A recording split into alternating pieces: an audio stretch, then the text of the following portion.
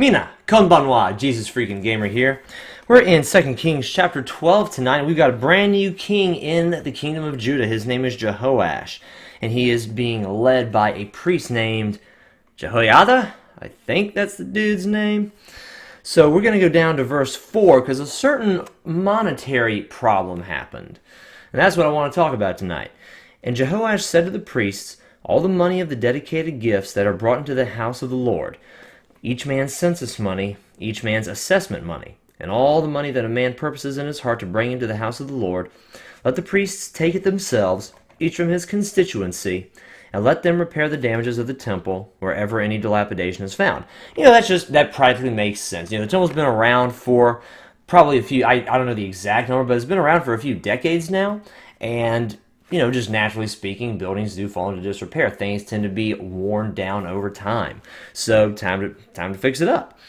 So in verse 6, now it was so, by the 23rd year of King Jehoash, and no, it's not mentioned anywhere, at least not in this book of 2 Kings, when the project started, but he reigned for 40 years in the city of Jerusalem. We know that from verse 1 of chapter 12.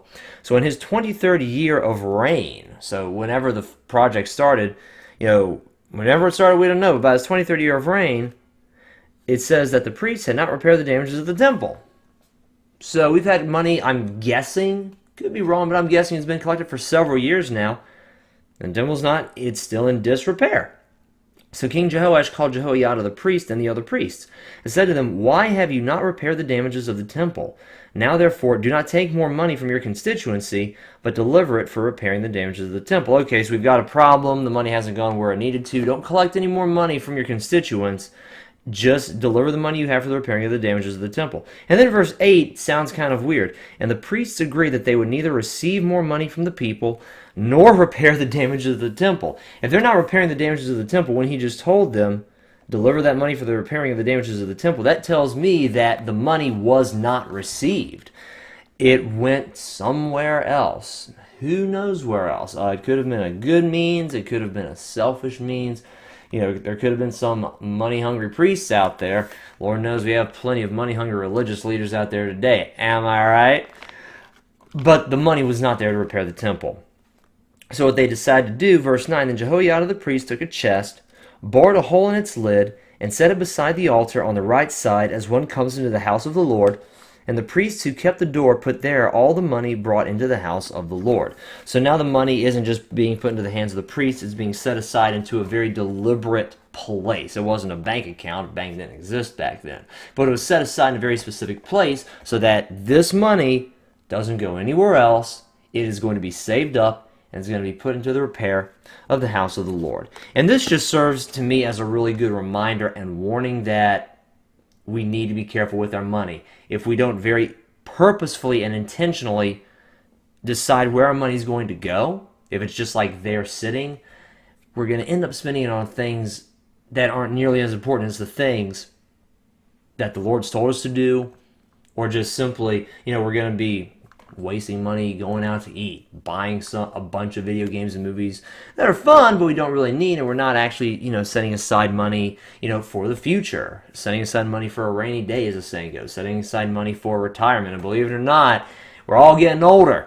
Second by second, minute by minute, day by day, and year by year. We're all approaching old age slowly but surely. So we need to be keeping in mind, hey, I need to set aside money for these future events, for these future times. We can't just leave it sitting somewhere and say, oh, the money's there, we'll use it when we need it. No, actually, if you don't intentionally, purposefully direct where your money flows, it's going to fly away, it's going to disappear, and you're not going to know what happened to it. And then the big thing that you wanted to do, like they're repairing the temple, it's not going to happen. So be intentional, be purposeful with the money that you have. And I know I may be speaking to, I know most video game channels tend to have younger audiences, and there's not much of an audience for preaching channels at all at the moment on YouTube.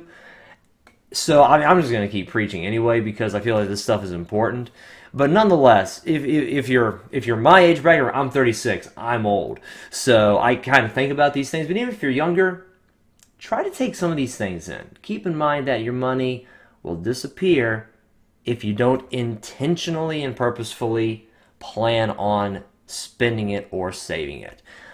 Otherwise, your money's going to disappear, and then when the time comes when you really need it for something big, it's not going to be there. Whenever you keep money, save money, earn money, do something with your money that has intent and that has purpose on it.